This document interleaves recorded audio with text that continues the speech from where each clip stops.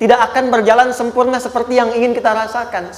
Selalu akan ada perbedaan pandangan. Ya, bahkan dalam kehidupan rumah tangga saja, ya maaf ya, Anda misalnya seorang istri mau ke sini saja mungkin masih bisa beda pandangan, warna apa untuk jilbab yang dipakai. Ya, dengan suami bisa berbeda. Papa, bagus yang mana ya? Hijau atau kuning? Ah, kayaknya yang hijau deh gitu kan. Enggak, kayaknya kuning deh gitu kan. Masih mending ada dua pilihan, begitu dipakai pink. Bisa berbeda. Anak bisa berbeda. Jadi kesan pertama yang ingin dibangun bahwa dalam kehidupan sudah pasti akan ada keragaman pandangan. Dan yang kedua, yang tidak normal, keragaman pandangan itu boleh jadi melahirkan tindakan-tindakan yang kontraproduktif. Mungkin akan mendapatkan celaan. Allah dicela, malaikat dicela, Rasul dicela, Nabi dicela, sahabat dicela, tabi'in dicela, ulama dicela. Kita siapa yang mungkin belum menjadi bagian dari orang-orang itu dan ingin bebas dari celaan? Itu mustahil. Jelas sampai sini? Jadi kalau mendapatkan celaan, berbahagialah, berarti kehidupan kita normal. Jelas? Pernah mendapatkan celaan dalam hidup? Halo? Pernah disoal oleh orang lain? Pernah direndahkan oleh orang lain? Nah, Allah tuh memberi kesan kepada kita, jangankan engkau, Rasul yang paling mulia saja pernah mendapati itu. Tapi bagaimana seni mendapatkan ketahanan sehingga dalam dicela pun tetap tenang, dalam disoal pun tetap hatinya nyaman. Karena ketenangan itu yang membawa pikiran tenang dan tindakan yang terukur. Dan kadang-kadang ketenangan itu lebih penting bahkan dibandingkan dengan harta yang berlimpah. Seringkali saya berikan perbandingan dari sejak dulu kita belajar kan. Coba pilih mana? Saya yakin masih konsisten. Pilih mana? Kaya tapi gelisah atau miskin tapi tenang? Tidak boleh ada pilihan ketiga, saya tahu itu. Kaya tapi gelisah atau miskin tapi tenang? Pilih mana? Ya, saya tahu kan. Kaya tapi tenang. Oke, di fase ini wahyu belum turun. Nabi sudah ngajar, turun wahyu, turun al-ala, turun beberapa surah. Tiba-tiba ada masa jeda, wahyu belum turun. Sepekan belum turun. Sebulan belum turun. Disitulah muncul seakan ada amunisi bagi orang-orang yang tidak senang dengan Nabi, tidak senang dengan ajakan Nabi pada kebaikan. Ini poin yang kedua. Kalau Anda berbuat baik, pasti ada tantangan. Ingat ya, kalau Anda berbuat baik, apapun itu, pasti ada tantangan. Yang menguji konsistensi kebaikan itu apakah serius untuk dilakukan atau tidak. Maka mulai muncul tuduhan. Lihatlah Muhammad dari ditinggalkan sama Tuhannya. Tuh Muhammad udah gila tuh, naik turun bukit, naik turun lagi, kayak orang bengong. Muhammad udah ada beban di pundaknya. Jangankan umatnya, Rasulnya saja yang mengklaim Rasul, punya masalah katanya. Ya kan? Dan ditinggalkan Tuhannya, kok masih mau ikut Muhammad? Maka dalam keadaan itulah kemudian ditunggu, naik turun, turunlah kemudian dua surah sekaligus, surah 93, surah 94, yaitu surah Ad-Duha dan Al-Insyirah.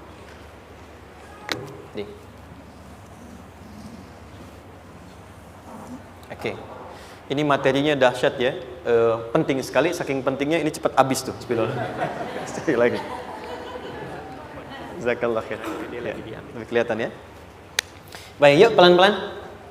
Jadi turunnya surah Ad-Duha dan surah Al-Insyirah, hikmahnya satu atau fungsinya satu, memberikan petunjuk bagaimana mengatasi satu persoalan sesulit apapun, tapi masih dapat menghadapinya dengan keadaan yang tenang.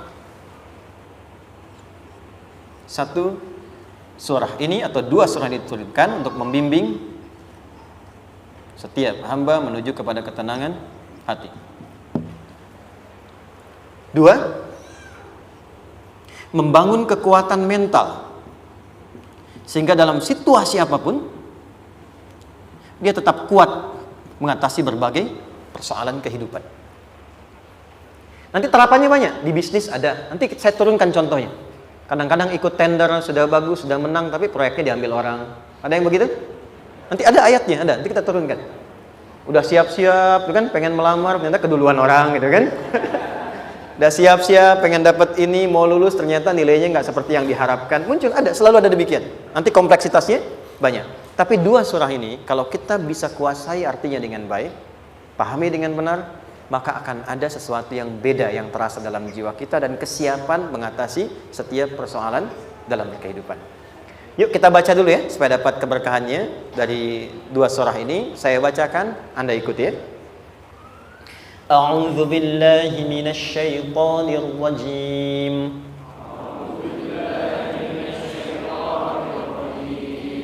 Bismillahirrahmanirrahim.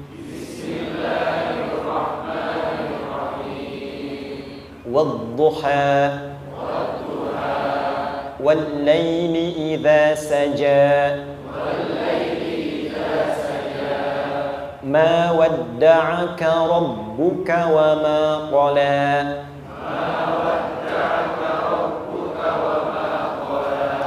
ما ودعك ربك وما قلى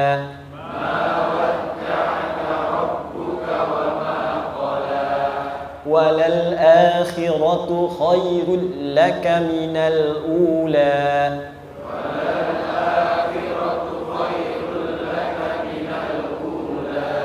ولسوف يعطيك ربك فترضى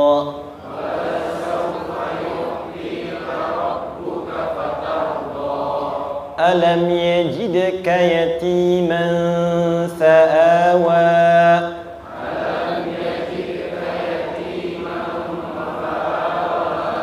ووجدك ضالا فهدى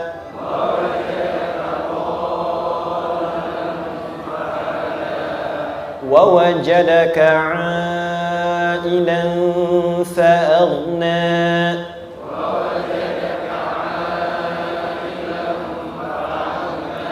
فأما اليتيم فلا تقهر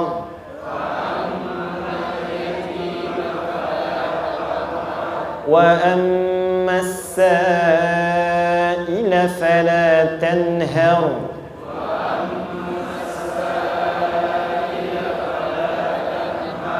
وأما بنعمة ربك فحدث.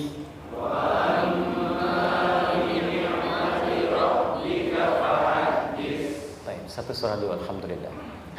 Izin saya bacakan tadi untuk diikuti supaya setidaknya kalau kita pulang dan ditanya bagaimana hidupmu engkau jalani, seperti apa engkau berinteraksi dengan Quran yang telah aku turunkan, maka kita pernah menjawab, ya Allah, kami pernah bacakan itu.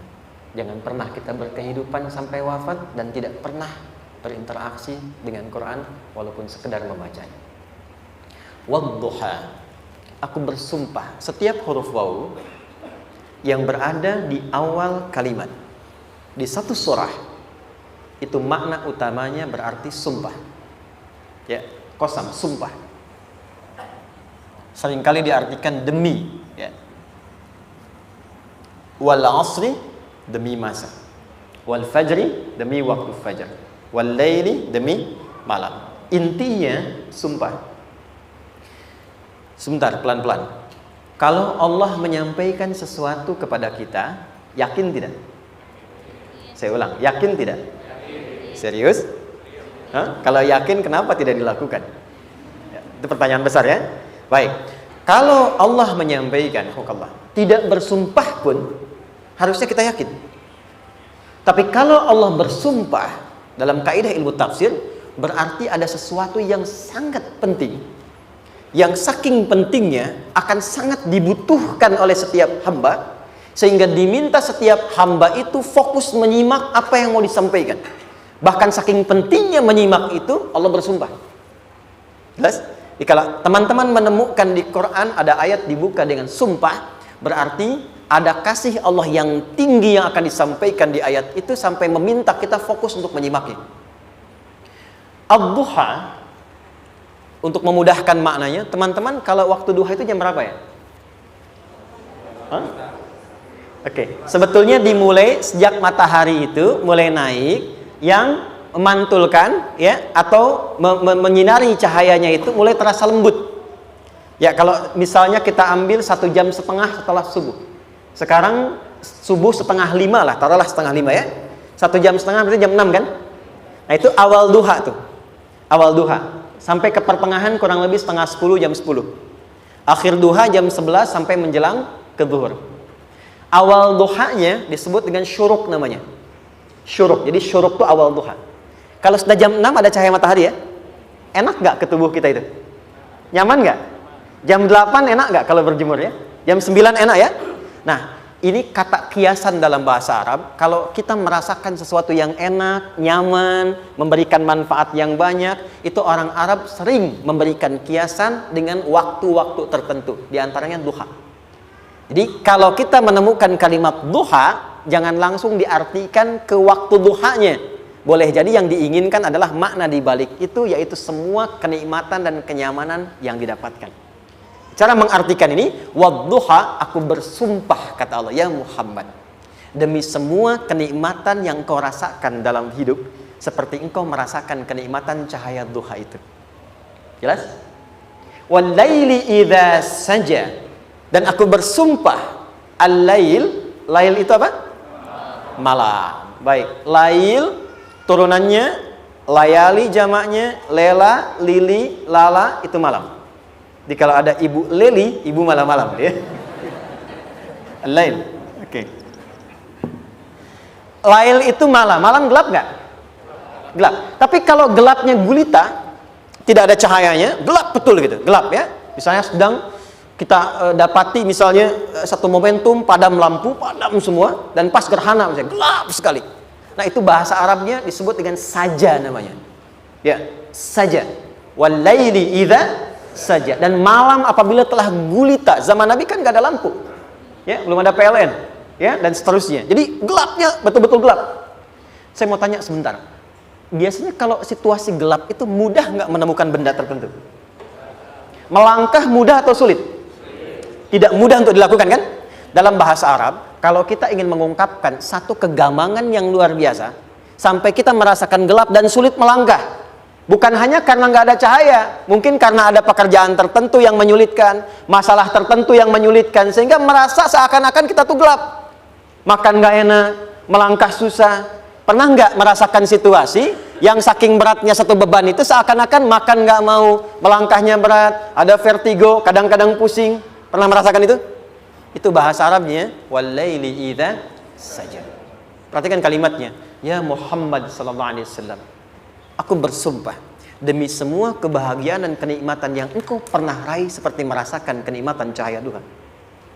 Dan mungkin persoalan hidup yang pelik yang membuat engkau merasakan kesulitan, seakan-akan merasa di suasana gelap yang gulita. Ma wadda'aka rabbuka wa ma qala. Tanamkan dalam jiwamu yang paling dalam, aku tidak akan pernah meninggalkanmu. Ada suami pulang dari pekerjaan, mendapati istri sedang termenung dan mengalir air matanya. Tiba-tiba suaminya datang mengatakan, hangat sekali pada istrinya, di sampingnya membelainya dan mengatakan, "Ma, demi semua suka yang pernah kita lalui bersama, dan demi duka yang mengalirkan air matamu saat ini pun, tanamkan dalam hatimu yang paling dalam, Papa akan selalu bersama Mama dalam setiap situasi itu."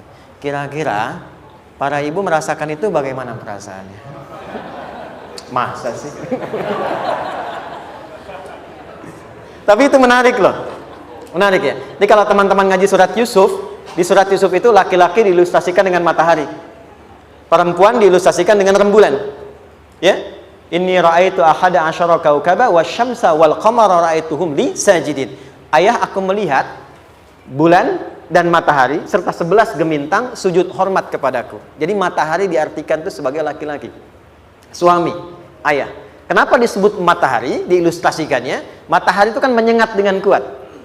Kalau kita menjemur, mengeringkan pakaian, melindungi. Tipikal suami itu melindungi. Ada yang ganggu istri, sengat dengan kuat. Ada air mata yang mengalir, hei, keringkan itu sehingga tidak larut air mata mengalir di pipinya. Itu matahari. Sebaliknya rembulan. Rembulan itu kan enak dipandang, bukan bulannya ya, bukan bulannya. Kalau bulannya kan desainnya nggak sempurna, baik terlihat. Tapi cahaya rembulannya. tampil dengan indah, tampil dengan baik, enak dipandang, menenangkan, dan tidak tertukar. Jangan sampai ada istri jadi matahari, suami jadi rembulan. Jelas ya? Dengan kekuatan bulan aku menghukummu, ya kan? Itu salah. Oke. Tahan sampai sini, tahan. Lihat baik-baik. Saya berhenti sampai sini dulu. Kalau di Quran ada ayat menyebutkan, tidak spesifik orang yang disebutkan dan kapan kejadiannya, maka peristiwa itu akan terjadi dan dialami oleh kemungkinan generasi berbeda di setiap masa dengan tokoh berbeda tapi perasaan yang serupa. Sebaliknya, kalau disebutkan namanya, jelas identitasnya, kapan kejadiannya, maka peristiwa itu hanya akan menimpa orang tersebut dan tidak akan dialami lagi orang lain setelahnya. Saya tanya dulu yang akhwat, yang perempuan, kenal Maryam? Kenal, bagus. Kenal di mana? Maryam anaknya Imran, mengandung, melahirkan Isa alaihissalam, Yesus, Mesias, tanpa disentuh laki-laki manapun. Dan di Quran identitasnya disebutkan langsung, Maryam binti Imran, wa Maryam ibnata Imran. Ini menunjukkan kesan bahwa yang mengandung dan melahirkan tanpa disentuh laki-laki manapun, itu hanya Maryam anaknya Imran. Ingat ya, mengandung, melahirkan tanpa disentuh laki-laki manapun. Bukan mengandung, melahirkan tanpa suami, kalau itu banyak dia. Ya, mengandung, melahirkan tanpa disentuh laki-laki manapun. Hanya Maryam binti Imran. Tapi kalau nggak disebutkan siapa orangnya, kapan kejadiannya, tidak detail disebutkan, ini artinya situasi itu akan dialami kembali oleh orang di masa depan dengan generasi yang berbeda tapi substansi yang sama. Pertanyaannya, pernahkah kita mengalami situasi yang sulit sampai seakan merasa gelap? Nah, baik, maka adab yang pertama, jika mengalami situasi seberat apapun dalam berkehidupan, maka dekati Allah Subhanahu wa ta'ala. Ini awalnya, dekati Allah. Apalagi kalau ada yang mengatakan ini nggak mungkin, ini nggak akan terjadi, ini nggak bisa. Kalau sudah ada tanda seperti itu tanda langsung dari Allah supaya Anda diminta langsung mendekat kepada Allah dan tinggalkan semua makhluk.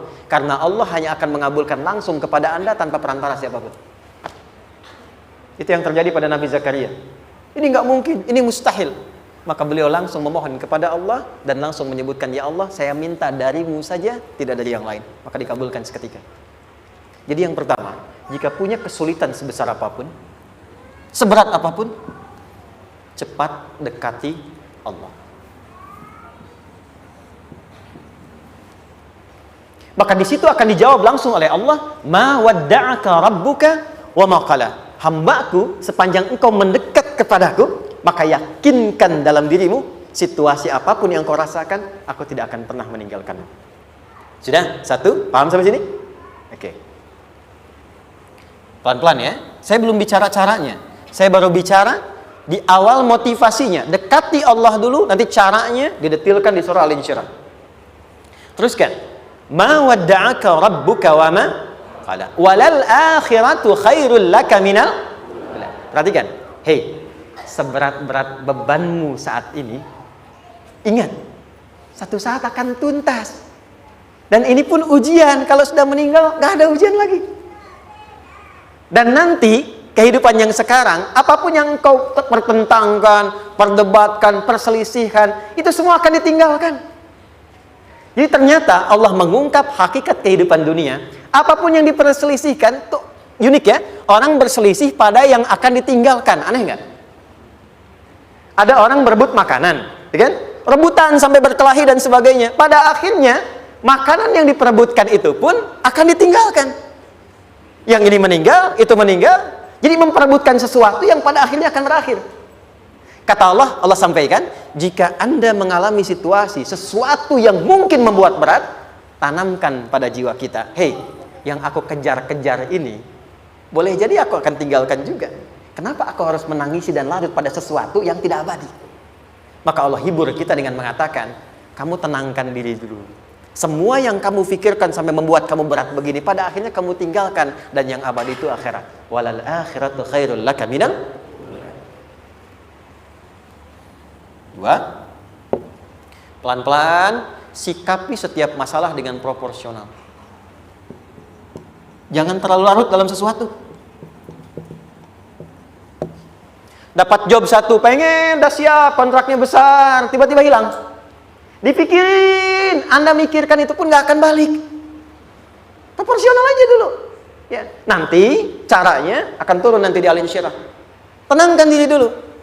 Prasangka baik kepada Allah Subhanahu wa taala. Boleh jadi apa yang Allah ingin berikan sebagai pendahuluan sekarang belum sampai kepada kita karena Allah menyiapkan yang lebih baik di balik itu.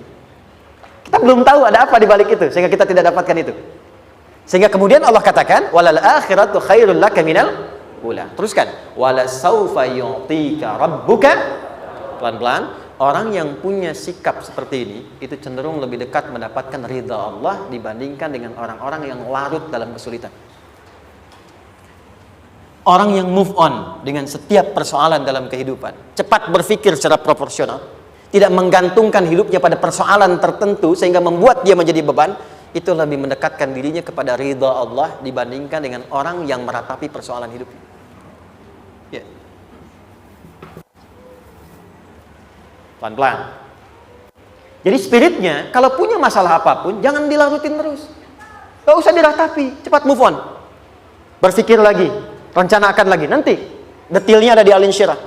Tapi poin besarnya, janji Allah mengatakan, kalau Anda bisa move on, proporsional, maka yang dijanjikan oleh Allah, di situ Allah percepat datangnya ridha Allah Subhanahu wa taala.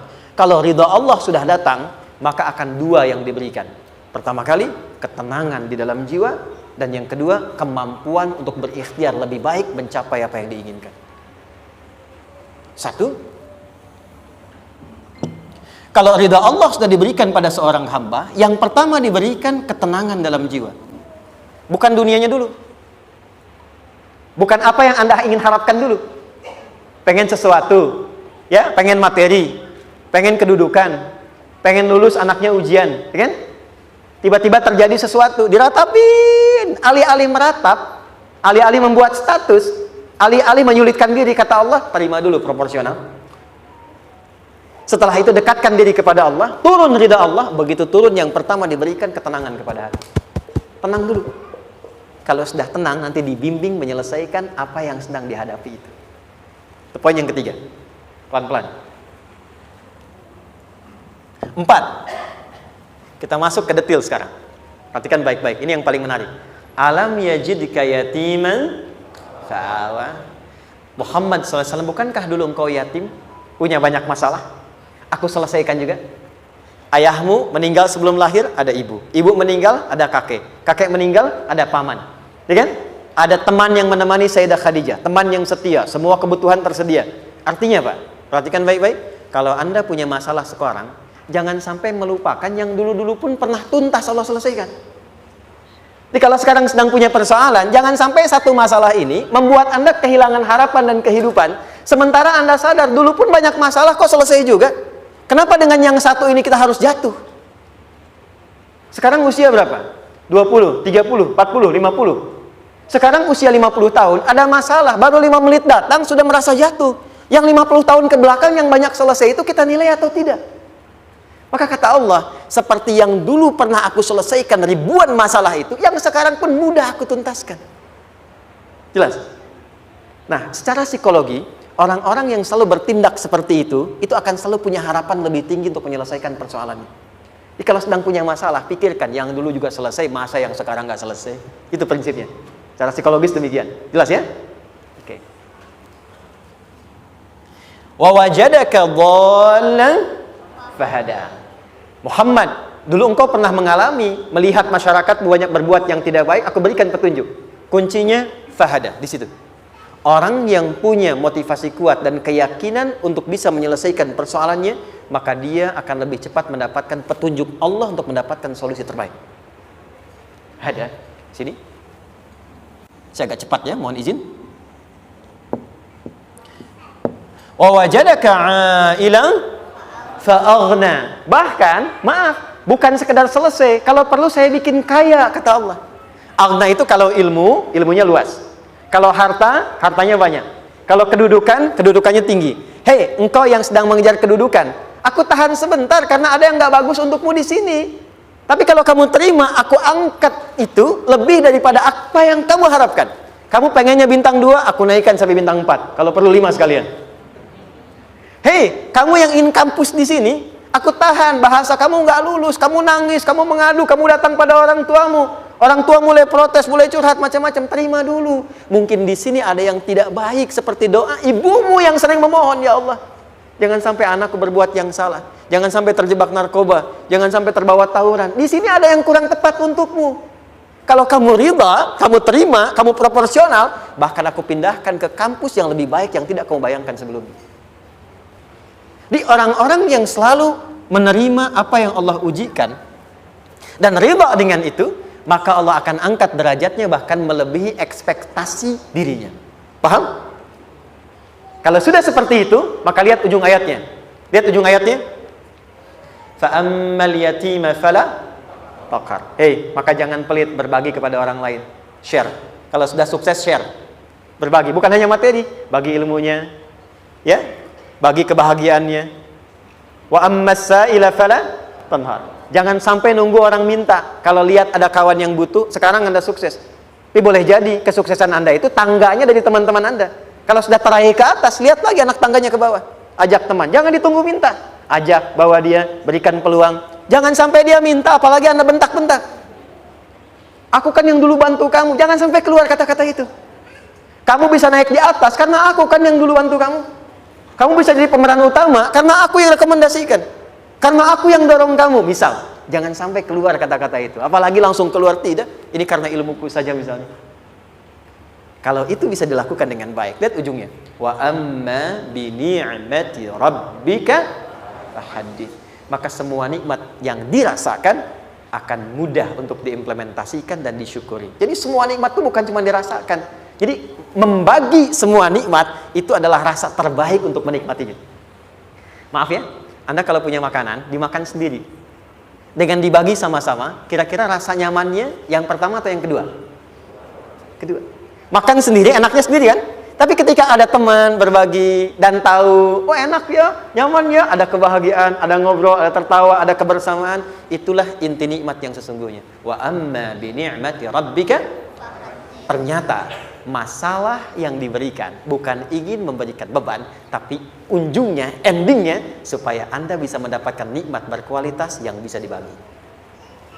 Lihat surat Ad-Duha itu jangan cuma lihat awalnya, lihat ujungnya. Ternyata ketika seseorang mendapat masalah seberat apapun, itu bukan ingin membebani, tapi ingin meningkatkan kualitas hidupnya supaya mendapatkan nikmat yang lebih besar dan merasakan nikmatnya itu dengan berbagi. Itu poinnya. Jadi kalau sampai sini kita paham dan kita beri nama misalnya dengan fikih ujian, jadi kalau desain ujian ini sistematikanya kita pahami, maka tidak ada alasan untuk mengeluhkan persoalan. Jadi melihat masalah itu bukan sebagai beban, pada akhirnya melihatnya sebagai tanda untuk mencapai kebahagiaan. Jelas sampai sini? Baik, kalau sudah seperti ini ingin punya masalah atau tidak ingin punya masalah? Tidak. Ingat ya, jadi kalau anak pulang bawa masalah, dilihatnya jangan beban. Oh, Allah ingin menaikkan kualitas pada anak saya, yang dengan itu menjadikan ia mendapatkan nikmat yang belum pernah didapati. Kalau rumah tangga sedang ada masalah, jangan banyak diperseterukan, tapi direnungkan sejenak. Oh, Allah ingin meningkatkan kualitas rumah tangga ini, sehingga kita bisa mendapatkan nikmat yang tidak pernah didapati sebelumnya. Makanya nikmat berumah tangga itu yang terbesar, selalu bertambah ketika menyelesaikan masalah. Silahkan cek. Kalau sedang ada masalah berseteru kan? Tapi setelah selesai kan jadi lebih nikmat ya? Ya? Lebih senang lagi, lebih cair lagi, lebih bahagia lagi, lebih mendukung lagi. Ternyata ada nilai-nilai kebaikan yang tersimpan yang belum disadari sepenuhnya. Pertanyaannya, kadang-kadang mudah diucapkan tapi tidak mudah mempraktekkan. Bagaimana itu semua bisa ditempuh dengan baik sehingga ketika mengalaminya kita bisa tenang menghadapinya. Maka turunlah surah Al-Insyirah. Saya cepat.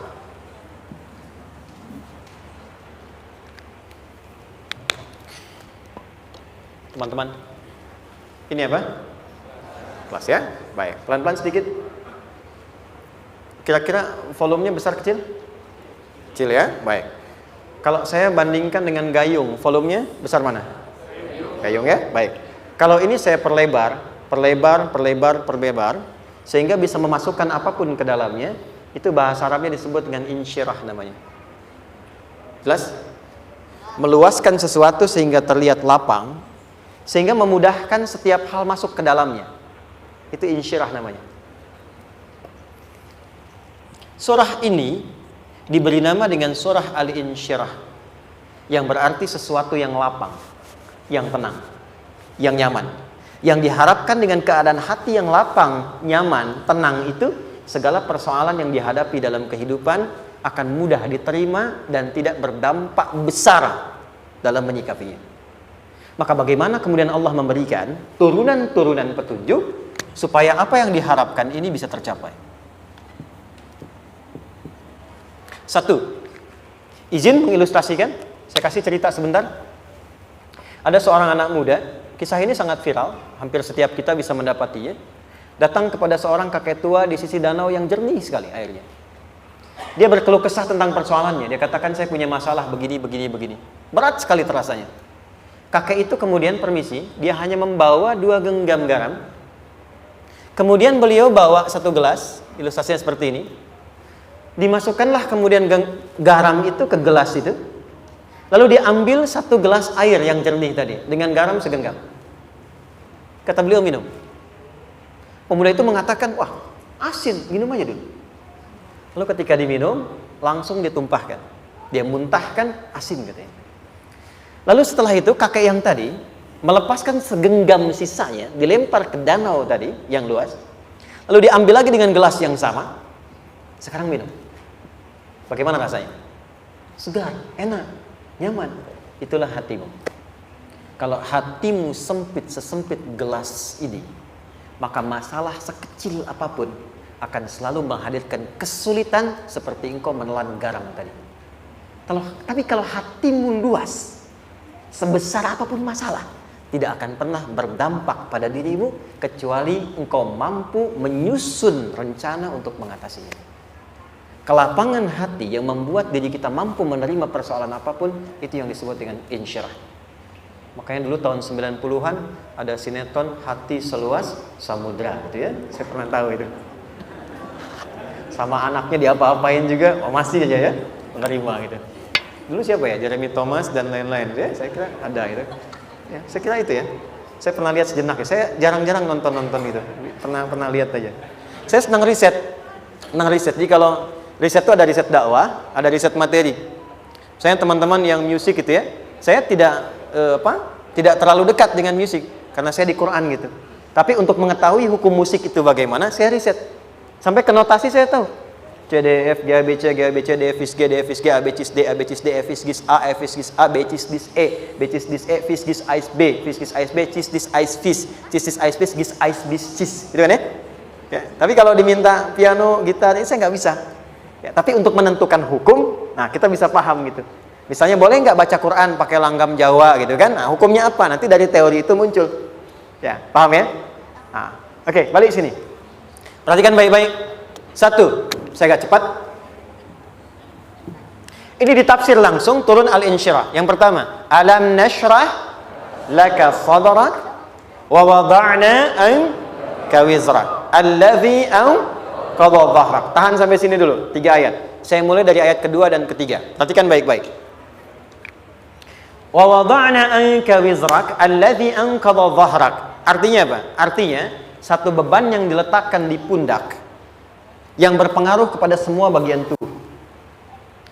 Kita pernah melakukan atau melihat yang angkat beban ya? Beban kan semakin berat diangkat, semakin terasa ke bagian-bagian tubuh ya, ke semuanya. Nah, itu namanya wizrak alladzi anqadha dhahrak. Beban yang dipikul yang berat sekali sampai semua merasa. Makanya jadi satu ungkapan dengan mengatakan dia sedang memikul beban yang sangat berat. Sampai kepalanya pusing, tidur nggak nyaman, miring kanan, miring kiri. Itu namanya ya alladzi anqadha dhahrak. 1.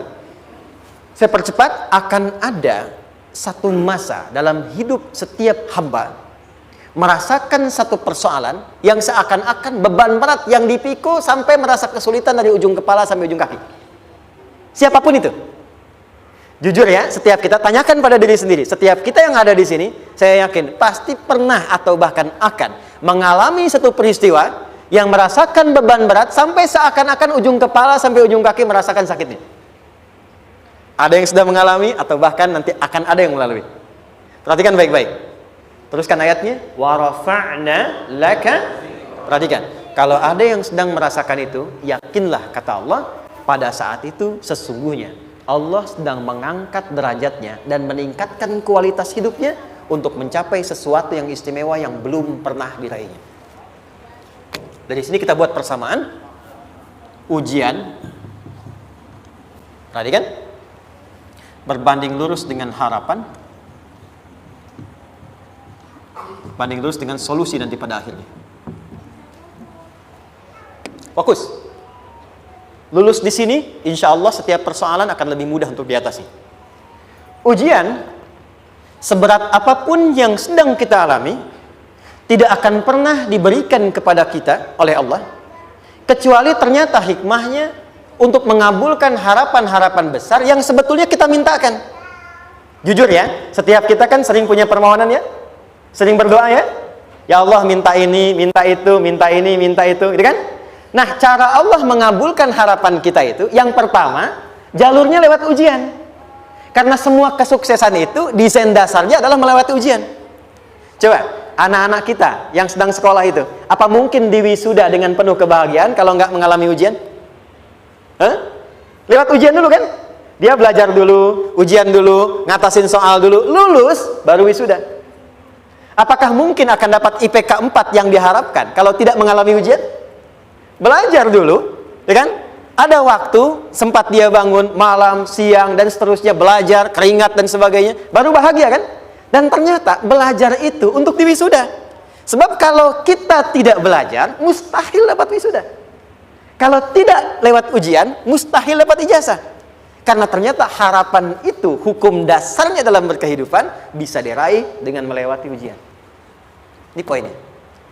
Jadi mohon, kalau sedang mengalami sebuah peristiwa dan kita harus menghadapi itu, coba renungkan, sebetulnya pernah berdoa apa sampai kita mengalami itu, sehingga dengan jalan itulah sebetulnya Allah ingin mengabulkan harapan yang dulu pernah kita mintakan. Jelas? Oke, satu. Yuk turunkan rumus ya pelan-pelan. Quran surah kedua ayat 286. Ini kesini dulu, baru nanti kita balik lagi. 2 Al-Baqarah ayat 286. La yukallifullahu nafsan illa usaha. Tahan sampai sini. Lihat baik-baik. Hukum yang pertama. Hukum pertama. Allah tidak mungkin menguji seorang hamba di luar batas kemampuannya. Di kaidah yang pertama tadi, kalau kita sedang diuji, sebetulnya ada harapan dan doa yang pernah kita mohonkan dan Allah ingin mengabulkan itu, jalan pertama adalah ujian. Tapi adilnya Allah, tidak akan pernah kita diuji kecuali sesuai dengan kemampuan kita. Jadi kalau nggak mampu, nggak mungkin diberikan ujian. Ingat ya, kalau tidak mampu, tidak mungkin diberikan ujian. Artinya harapan yang kita mohonkan pun akan sesuai dengan kemampuan kita. Jadi kalau kita minta sesuatu nggak mungkin bisa menggunakannya, nggak akan dikasih. Nah, balik ke sini untuk memberikan ketenangan kepada hati kita. Kalau sedang menerima persoalan, setelah kita mengatakan, oh ini mungkin ada harapan yang ingin saya dapatkan, jalannya lewat sini. Untuk memberikan ketenangan kepada hati, begitu persoalannya tiba, langsung katakan pada diri kita, saya pasti bisa menjalaninya. Mustahil saya diuji kalau nggak mampu menjalaninya. Itu bahasa singkatnya. Ingat ya? Kalau ingin mudah menyelesaikan persoalan, kata Quran, setiap ada ujian, langsung katakan pada hati kita, insya Allah bisa. Gak mungkin saya diuji kalau saya gak sanggup. Jelas? Dan tanamkan itu pada hati yang paling dalam. Ini gak mudah. Kalau cuma disimpan di pikiran, jadi beban. Tapi kalau Anda tanamkan dalam hati, seberat apapun masalahnya, pasti saya sanggup. Pasti saya bisa. Pernah lihat dulu ada acara 90-an Benteng Hattori? Oke? Benteng Takeshi ya? Takeshi ya? Gitu kan? Artinya kan bisa jawab ya. Saya tahu Ninja Hattori mendaki gunung, lewati lembah, ya tahu ya. Son Goku, Son Gohan, apa? Saya tahu itu. Son Goku, Kamehameha, Piccolo itu. Yang nulisnya Suzuki Watanabe, saya tahu itu. Benteng Hattori, balik lagi ya. Benteng Takeshi ya. Puncaknya kan main pakai itu kan? Pakai tank ya dan sebagainya. Tapi pernah ingat gak satu episodenya itu? Begitu akan bertarung, kan selalu ada motivator di sampingnya itu mengatakan, ayo, kamu bisa, gitu kan? Dia nggak ngaji Quran tuh. Kita punya ayatnya. Pernah nggak? Buka lagi ya dulu ya. Oke. Korea, kenapa bisa nyusul Jepang? Salah satunya, waktu Jepang itu maju, setiap di Korea itu ditanamkan dari mulai anak-anak TK-nya. Kita harus lebih daripada Jepang. Sejak anak-anaknya TK. Itu ditanamkan betul. Kita bisa, kita dari TK. Sehingga ketika di sana bikin Honda, sini Hyundai. Hyundai kan dibacanya Hyundai, ya kan? Sana Honda, sini Hyundai gitu. Di apapun yang dibuat Jepang, Korea harus lebih unggul. Itu ditanamkan dari awal. Bisa. Kita itu sekarang punya ayatnya. Jadi kalau sedang punya masalah seberat apapun, katakan pada diri kita, insya Allah bisa. Gak mungkin diuji kalau nggak sanggup. Bisa insya Allah. Bisa. Kenapa mah? Bisa. Jelas? Oke. Sudah di situ teruskan. Lanjutkan. Warafa'na laka dzikra. Teruskan. Fa inna ma'al usri. Nah, ini poin terbesarnya. Fa inna ma'al usri yusra. Fa huruf yang menunjukkan sesuatu berlangsung dengan cepat. Inna di ilmu nahwunya berbunyi begini, di gramatikal bahasa Arab. Harfun nasbin wa taukidin. Tansibul isma wa tarfa'ul khabara. Mabniun 'alal fathi la mahalla lahu min al-i'rabi. Paham? Tidak. Inna huruf yang digunakan untuk menguatkan informasi agar ditancapkan ke dalam hati sekuat-kuatnya dan jangan pernah ragu. Jadi kalau orang Arab itu nancapkan tongkat begini dan kuat, tidak goyah, itu nasab namanya. Nasabar rajula asahu fil ardi. Inna ini harfu nasab. Jadi kalau ada di Quran dibuka informasinya dengan inna, maksudnya begini, hei, tancapkan informasi dalam hatimu dengan kuat, jangan pernah ragu. Yakinkan pada dirimu. Apa yang harus diyakinkan? Ma'al usri yusra. Inna ma'al usri yusra. Usrun sama dengan yusrun. Lari ke sini. Oke. Apa artinya usrun? Sulit. Oke. Sulit itu ada dua. Ada sa'bun, ada usrun. Kalau kesulitan yang relatif, kata si A sulit, si B mudah, itu sa'bun namanya. Contoh, kata si fulan, bahasa Jepang susah. Padahal kata yang lain tidak. Saya ke Jepang, anak-anak kecil begini bisa bahasa Jepang, gitu kan? Bagi mereka mudah, gitu ya. Saking mudahnya gitu. Kata shiwa, gitu. Anak-anak kecil, bagi mereka mudah, bagi kita belum tentu. Itu sa'bun. Inna lughatal yabaniyya sa'bah.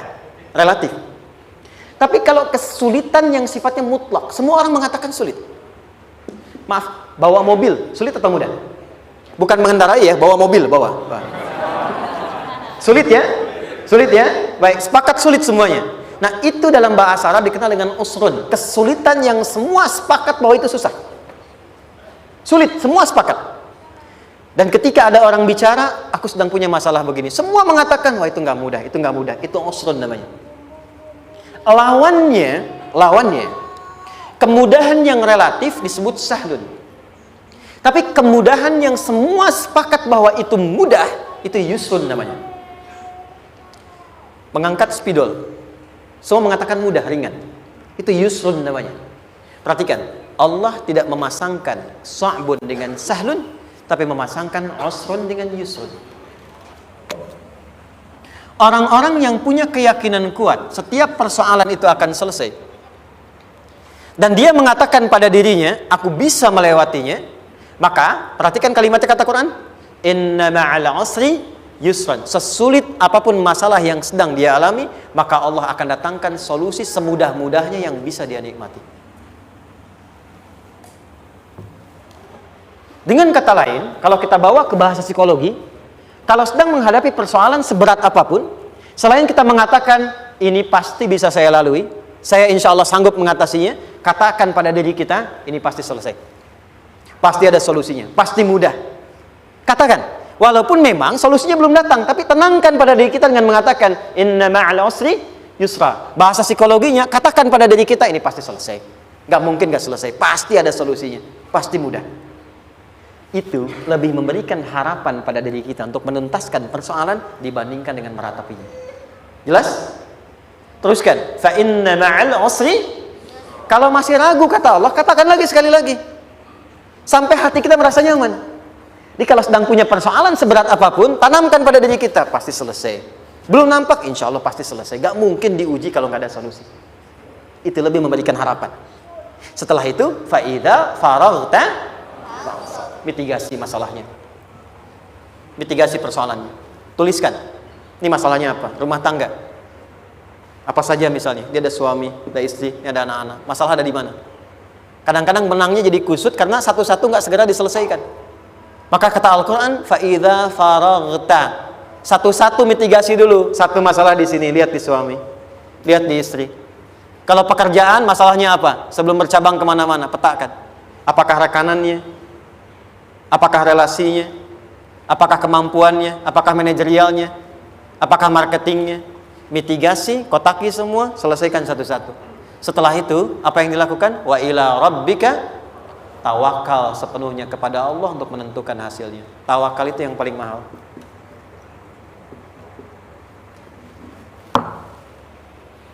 Anda kalau nggak punya kepasrahan, stres. Karena selalu memikirkan apa yang mau dikerjakan dan selalu orientasi pada hasil. Kita punya tawakal. Kalau kita mampu menyerahkan sesuatu, gini. Di sini ada orang yang paling jago misalnya main basket. Ada pertandingan basket. Begitu dibuka, udah tim musyawarah serahkan aja pada si fulan. Kan? Dia yang paling jago, dia. Bukankah dengan menyerahkan itu bukan hanya kita berikan sebuah tugas, ya kan? Tapi dengan itu ada kelapangan tersendiri kan? Yakinlah sukses, ini paling hebat. Pernah ada perasaan begitu? Sekarang, siapa yang paling mampu menguasai? Siapa yang paling hebat menyelesaikan segala hal? Siapa yang punya segalanya? Bukankah Allah? Orang-orang yang punya tingkat tawakal yang tinggi, maka satu, dia akan lebih stabil keadaan mentalnya dan tidak akan pernah gelisah dengan kekecewaan. Nggak ada kecewa. Karena tawakal itu kalau sudah kepasrahan pasti menerima hasil. Kalau sudah tawakal, terserah Allah tetapkan apa saja. Mau dapat sekarang, dapat besok, dapat nanti. Puncak yang paling tinggi, tugasmu hanya berikhtiar semampu yang bisa dilakukan. Selanjutnya, biarkan Allah menetapkan apa yang menjadi bagian dari maslahat kehidupan kita. Saya tutup. Cara Allah menjawab harapan kita ada 3. 1. Memberi langsung apa yang kita mintakan. 2. Menunda itu sampai kita siap menerimanya. 3. Mengganti apa yang kita inginkan dengan apa yang kita butuhkan. Saya ulang ya. 1. Memberi langsung apa yang kita mohonkan. Misal, ya Allah saya ingin A misalnya. Anak saya pengen ke ITB. Tapi nggak mungkin tiba-tiba langsung masuk ITB kan? Pasti lewat ini dulu kan? Ada ujian dulu. Ikut tes dan seterusnya diterima. Sesuai. 2. Kadang menunda sesuatu sampai dia sanggup menjalaninya. Anda punya anak usia 5 tahun, pengen diberikan motor. Anda mampu untuk memberi motor, dikasih nggak? Tidak. Sampai dia sanggup mengendarai motor, baru Anda berikan. Terkadang ada yang kita minta sekarang, tidak didapati sekarang. Tapi ternyata tahun depan kita dapat. Kita harus sadar bahwa anugerah yang kita dapatkan tahun depan itu sebetulnya adalah hasil doa kita di tahun ini. Pernah dengar nggak kisah viral? Nabi itu berdoa baru dikabulkan setahun setengah. Setahun 6 bulan. Padahal itu Nabi loh. Kiblat pertama kita kemana? Palestina kan? Baitul Maqdis kan? Nabi berdoa. Mohon terus nengok ke langit. Al-Baqarah 144. Minta. Jawabannya turun setelah setahun setengah. Setahun 6 bulan. Ada yang mengatakan di tafsir setahun 8 bulan. Baru dikabulkan setelah setahun setengah.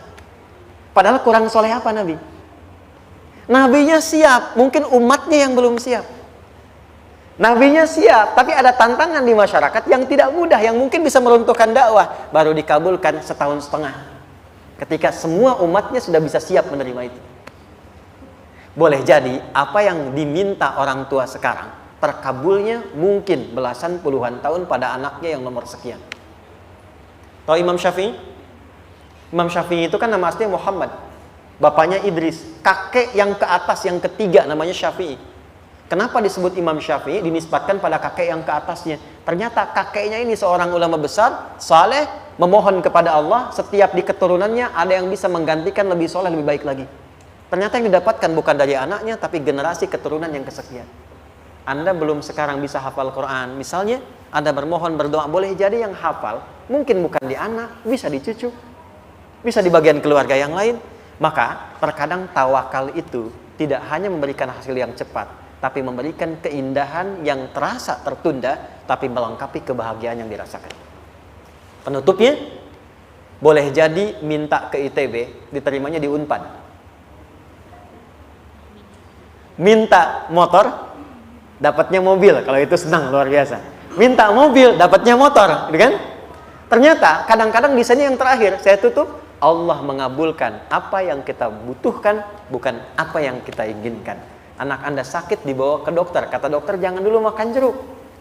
Maka Anda pulang, dia minta jeruk. Anda berikan apel. Saya nggak mau apel, mah. Saya pengennya jeruk. Nggak apa-apa, nah. Ini apel rasa jeruk, misalnya kan. Anda berikan. Ternyata apa? Bukan ingin menyakiti dan tidak mengabulkan keinginan anak, tapi lebih memberikan apa yang dia butuh. Kadang-kadang maaf ya, teman-teman mintanya proyek A, udah capek, di situ nggak dapat, dapatnya di yang lain. Teman-teman, itu Allah berikan sebetulnya hasil ikhtiar Anda yang sebelumnya. Cuma dikasih yang lebih baik, yang tidak Anda pernah